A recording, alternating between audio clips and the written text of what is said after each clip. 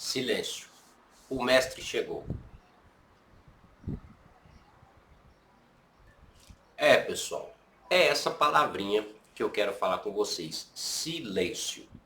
O mestre chegou ou o rei chegou. Você sabia que essa palavra silêncio é a saudação de um grande orixá? Para quem não sabe, o orixá que está sendo comemorado, por assim dizer, né, nesta data, dia 16 de agosto. Sim, dia 16 de agosto, para quem não sabe, é dia do orixá Obaluayê, sincretizado como São Lázaro dentro da Igreja Católica, é isso mesmo. E essa palavrinha silêncio, ela vem do termo atotô, é isso mesmo. Para quem não sabe, a saudação a Obaluayê é salve meu pai Obaluayê, e as pessoas respondem atotô Baluayê, que quer dizer silêncio, ou então silêncio, o rei chegou. A gente vai explicar para vocês um pouquinho sobre este grande orixá. A gente vai falar um pouquinho sobre ele neste conteúdo aqui.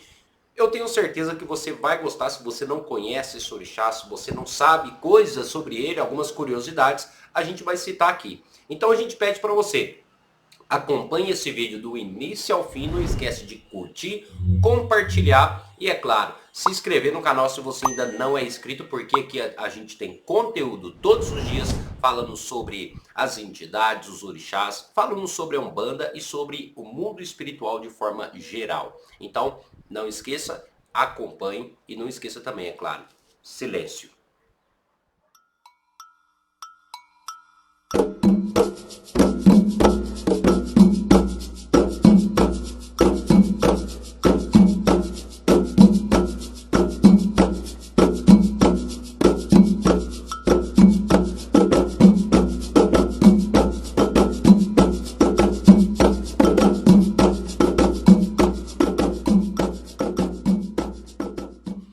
Pois bem, pessoal, vamos lá.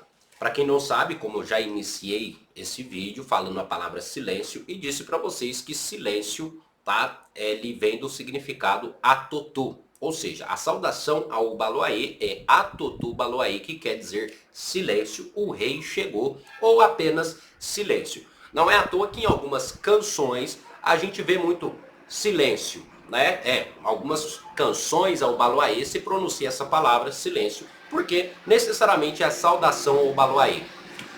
É claro também que existe aquele pequeno porém, aquela pequena questão. Toda saudação, ela tem um significado. E por quê? Para o Baluayê seria a palavra silêncio. Será que tem algum significado? Será que é necessário a gente se calar perante a este orixá? Pois bem, vamos explicar para vocês. Para quem não sabe, o orixá Obaluayê, ele está no trono da Umbanda, que é o trono da transmutação, tá? E nada melhor para nos transmutar que o silêncio.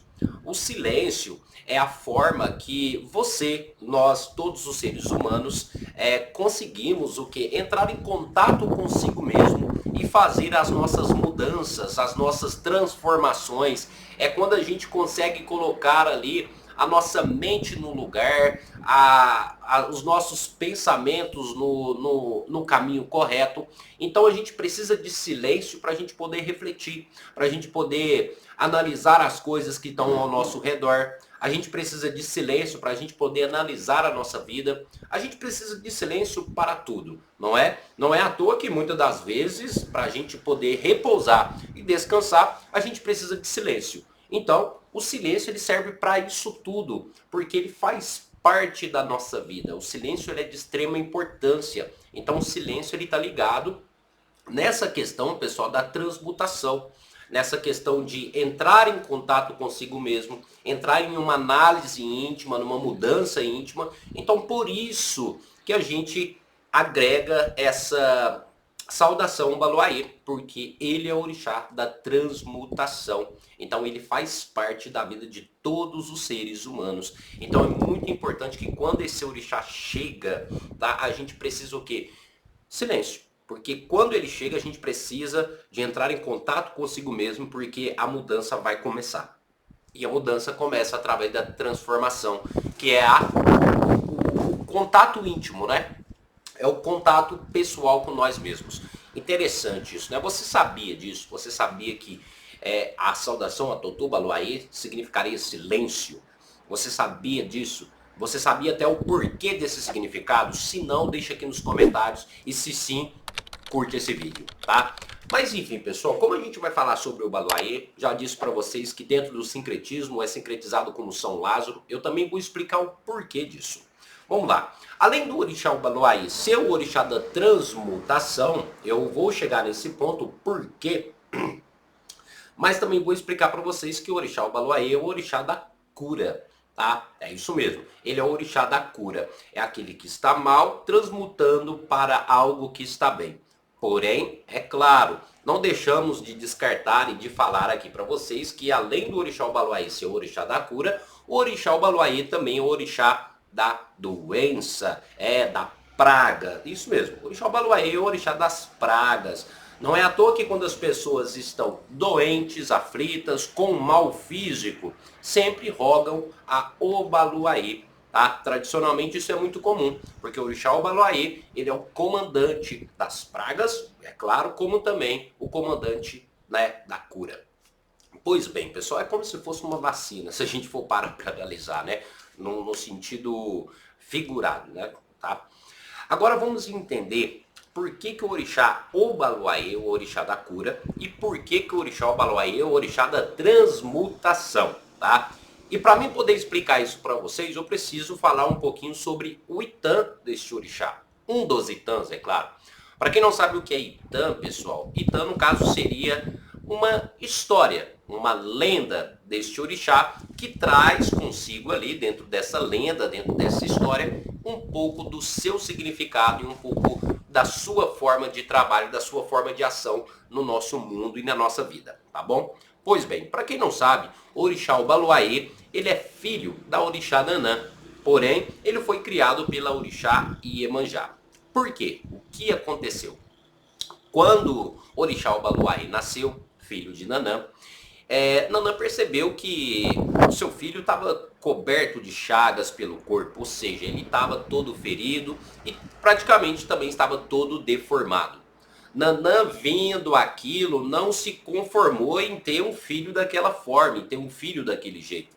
Então Nanã simplesmente colocou aquele bebezinho na beira do mar para que as águas pudessem tomar conta e levar aquele filho todo deformado, todo coberto de feridas embora.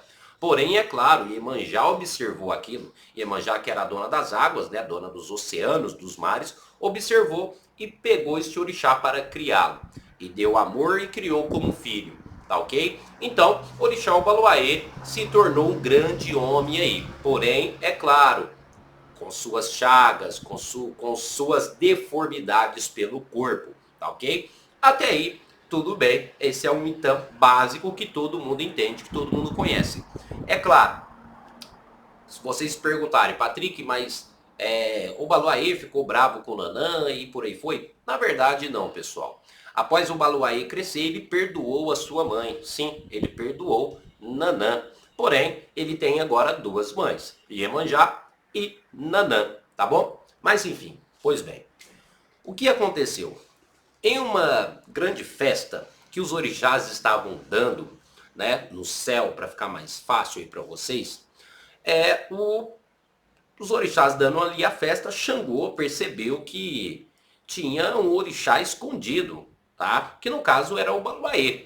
O Baluayê estava coberto de feridas e chagas e percebeu que o Baluayê tinha vergonha da sua aparência.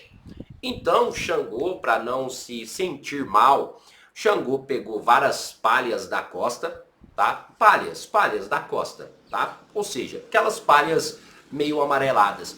E fez uma roupa para o Baluayê. E disse que queria que o Baluayê participasse da festa junto com eles, é claro.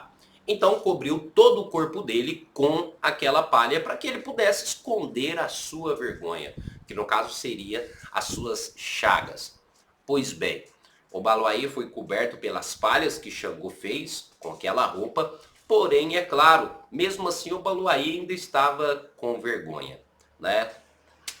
Inhaçã, já por outro lado, observando que aquele homem alto estava escondido, então Inhaçã pegou o Obaloaiê e começou a dançar.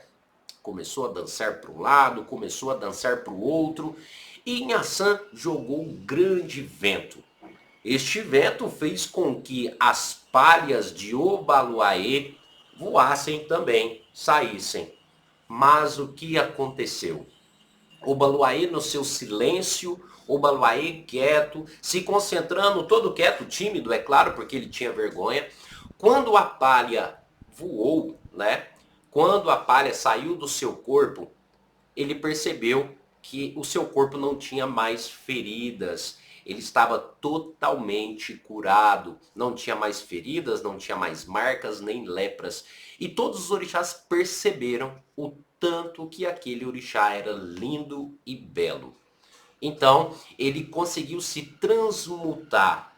A partir dali, o orixá se tornou o Obaloaiê se tornou o orixá da transmutação. E através do silêncio, através da análise, através do contato íntimo. Então, o orixá Obaloaiê se tornou o mais belo entre os orixás. Tá? Mas é claro que vocês vão se perguntar o seguinte: Patrick, tá certo, esse Dan aí eu concordo, mas porque até hoje o Obaloaiê se apresenta com a palha pelo corpo? Será que esse titã ele é falso ou será que o Obaloaiê ainda continua com suas feridas? Na verdade, não. Aí a gente pode colocar aqui vários mitos que cobrem a manifestação do orixá nesse requisito. Pois bem, vamos lá aqui para alguns mitos. Algumas pessoas dizem que o orixá Obaloaiê, por mais que seja um orixá belo, tá, se manifesta dessa forma para cobrir ali a sua energia, para cobrir ali a sua mironga. Até então, existem alguns cultos na África, não necessariamente ligados ao Obaloaiê, mas ligados a alguns espíritos. Que esses espíritos eles também devem ser cobertos por palhas ou por outras vestimentas, pois a sua energia, além de ser muito grande e densa demais, pode acontecer que o ser humano não seja capaz de suportar ou ver aquela energia. Então, esse é um dos mitos que pregam. Então, um Obaloaiê até hoje se apresenta com a palha no corpo para cobrir a sua energia, que muitas das vezes é muito densa. E nós, seres humanos, não temos a capacidade de estar diante de algo tão magnífico e poderoso. Então, por isso que o Obaloaiê até hoje se manifesta com esta palha pelo corpo. Lembrando que isso é apenas um mito, mas se a gente for parar para analisar, tem um sentido muito forte. Há outro mito também que é bem falado, porque que até hoje o Obaloaiê se manifesta com a palha pelo corpo.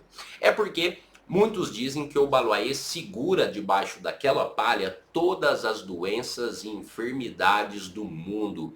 Então, aquela palha ela deve ficar ali, porque se ela sair, né, todas as doenças estarão se espalhando pelo mundo. Lembrando, como eu disse para vocês, que isso são apenas mitos e há algumas coisas que são citadas pelos praticantes, tá bom? Mas a gente pode dizer que é uma forma também apenas de manifestação, tendo em vista que a palha da costa que o Obaloaiê usa, que a roupa que o Obaloaiê usa, tem vários significados. Aquilo demonstra, além de ser uma vestimenta própria do orixá, demonstra força, densidade energética, vitalidade, cura, libertação, silêncio. Então, a gente consegue entrar num contexto básico. Então, aquela palha, além de simbolizar e de direcionar a energia de Obaloaiê, também simboliza, né, a força que esse orixá carrega. Interessante isso, né?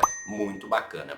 Mas enfim, pessoal, agora a gente poderia citar para vocês quando a gente fala que orixá, Obaloaiê, o orixá da transmutação, o orixá da cura, tá? Vamos falar aqui para vocês algumas coisas que são ofertadas a esse orixá, algumas coisas que são dadas a esse orixá.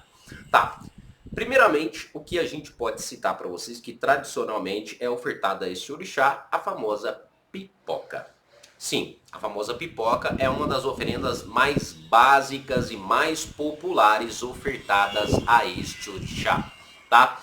necessariamente existe uma forma correta de se fazer essa pipoca, mas a gente pode citar para vocês que você pode fazer a pipoca de qualquer forma, mas como eu falei para vocês, existe uma forma, tá ventando bastante, existe uma forma tradicional que é a forma mais correta. A pipoca de Ubaloaê ela deve ser feita na areia, sim. Quando você pega uma panela, coloca essa panela dentro da areia e deixa ali a pipoca estourar. E essa pipoca ela é feita no azeite de dendê.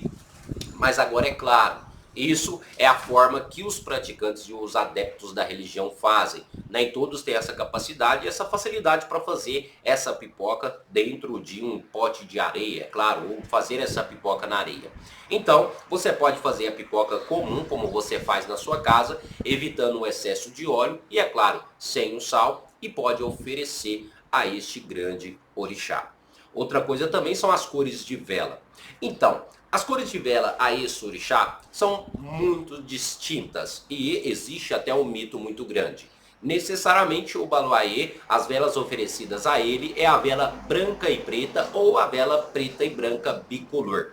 Tendo em vista que esse orixá ele é ligado às almas, tá? Para quem não sabe. Mas por que esse orixá é ligado às almas? Pois bem, o orixá Ubaloaê, além de ser o orixá da cura, também é o orixá que auxilia a passagem vida pós-morte. É isso mesmo, para você que não sabia.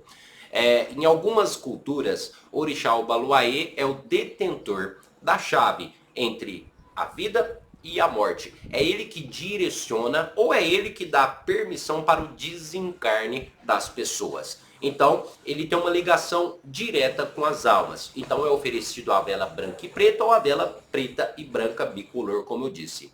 Em algumas circunstâncias, pode-se oferecer a vela branca somente, tá bom? Agora uma curiosidade aqui para vocês, não sei se vocês sabiam. Vocês sabiam que muito dos pretos velhos que incorporam nos terreiros de Umbanda respondem ou vêm sobre a regência deste orixá? Você não sabia? Então, para você que não sabia, está sabendo agora, uma curiosidade interessante.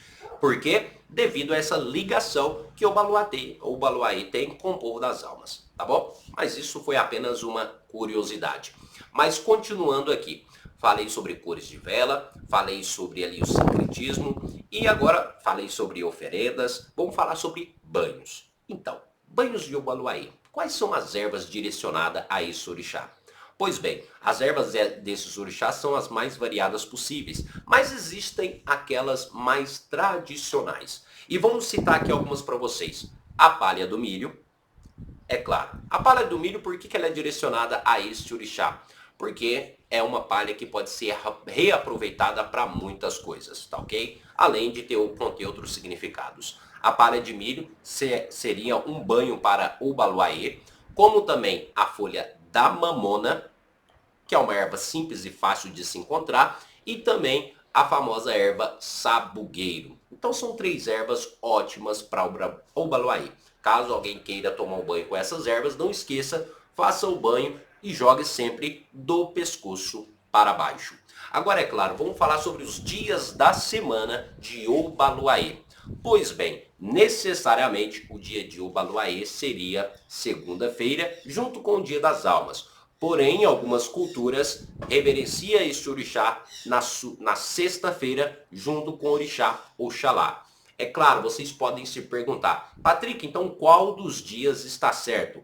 Pois bem, pessoal, qualquer dia está certo, seja segunda ou seja sexta, vai conforme a sua cultura. Tendo em vista que todos os orixás regem todos os dias, mas sempre tem um dia específico para cada orixá, direcionado a cada orixá, conforme a sua doutrina e a sua cultura, tá bom? Agora, é claro, a gente está falando sobre o orixá Ubaloaê, mas a gente sabe que dentro da Umbanda não se trabalha com orixá, não existe a manifestação do orixá dentro da Umbanda. E como é reverenciado o orixá Ubaloaê dentro da Umbanda? Pois bem, para quem não sabe, por mais que a Umbanda não reverencia de forma efetiva os orixás, sim, ainda existe ali a pregação, ainda existe a reverência aos orixás. Então, muitos terreiros de Umbanda, nesta data, reverenciam a esse orixá com oferenda, né, com cânticos, com orações e principalmente com silêncio. Mas é claro, antes não, mas é claro, a gente precisa ainda falar que na Umbanda, por mais que não exista a manifestação do orixá, como existe no candomblé, na Umbanda a gente tem os famosos falangeiros, que no caso são espíritos ou entidades que se manifestam, né, respondendo ou ligados a determinado orixá. No caso, a gente poderia dizer para vocês que dentro da Umbanda existem os famosos caboclos de Omolu, que no caso seriam entidades, espíritos, tá? Que tiveram vida terrena, que desencarnaram por X fatores e hoje em dia eles vêm dentro do terreiro de Umbanda sobre a regência do orixá ou Baluaê. A primeira coisa que a gente pode citar é claro que existem os famosos pretos velhos que respondem ao Baluaê. Porém, existem também uma linha específica que não é muito comum dentro da Umbanda, não é comum dentro dos terreiros, mas existe uma linha específica de trabalho a Obaluaê, aonde se manifestam esses espíritos que eu citei. São espíritos que tiveram vida terrena, enfim, que viraram entidades e hoje em dia trabalham sobre a regência do orixá Obaluaê.